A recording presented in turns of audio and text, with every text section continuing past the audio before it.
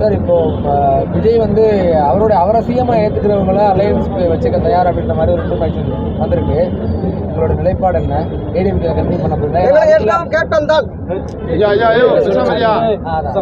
இல்லை, இப்போ எங்களோட இன்னைக்கு விஜயான அவரோட நிலைப்பாடை சொல்லியிருக்காரு. அவரோட நிலைப்பாடு என்னன்ட்டு அவர் வந்து ப்ரூஃப் பண்ணதுக்கப்புறம் தான் எனக்கு அப்படி தெரியும். ஏன்னா நீ கேப்டன் 2005 கட்சி ஆரம்பித்து 12% வரைக்கும் ஓட் ப்ரூஃப் பண்ணி கூட இன்றைக்கி வந்து நம்ம தலைமையில் அன்றைக்கி கேப்டன் உச்சத்தில் இருக்கும்போது அன்றைக்கி உச்சத்தில் இருக்கும்போது கூட இன்றைக்கி வந்து யாருமே வந்து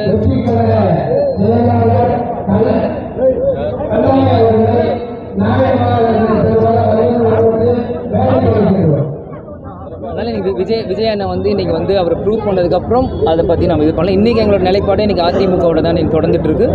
அதே மாதிரி இன்றைக்கி நாங்களும் பல்வேறு இடத்துக்கு போகிறோம். அதிமுக நிர்வாகிகள் எங்களை சந்திக்கும் போது அது எங்கள் கூட்டணி தொடர்ந்து தாங்க இருக்குது. அவரோட நிலைப்பாடு அவரோட ஏடிஎம்கேயோட அலையன்ஸ் கண்டினியூஸாக அவங்களுக்கு பெரிய ரெஸ்பான்ஸ் இல்லைல்ல, மக்கள்கிட்ட பெரிய அளவுக்கு பலன் அளிக்கலை.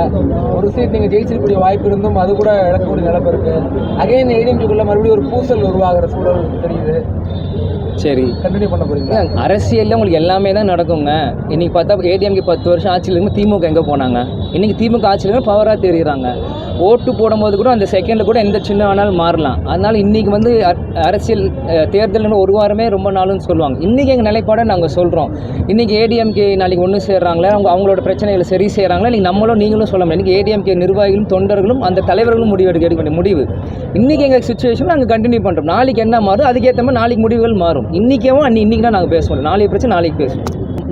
மாறுமா மாறாத நம்ம கையில் இல்லைங்க. அது நம்ம சூழ்நிலைக்கு ஏற்ற பிறகு நம்மளோட நிலைப்பாடு நம்ம எடுக்க வேண்டிய சுச்சுவேஷன்.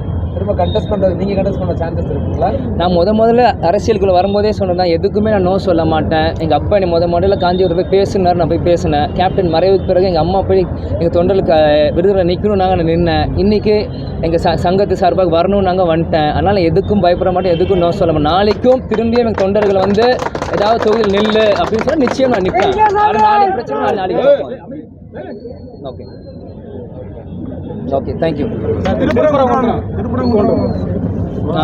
மழை இஷ்யூ தமிழகம் வந்து ஒரு அமைதியான மாநிலம். ஆமாம், அது எங்கள் பொதுச்செயலர் அந்நியார் எல்லாத்துக்கும் கரெக்டான விளக்கத்தை கொடுத்துட்டாங்க. அதே தான் நீங்கள் நினைப்போம்.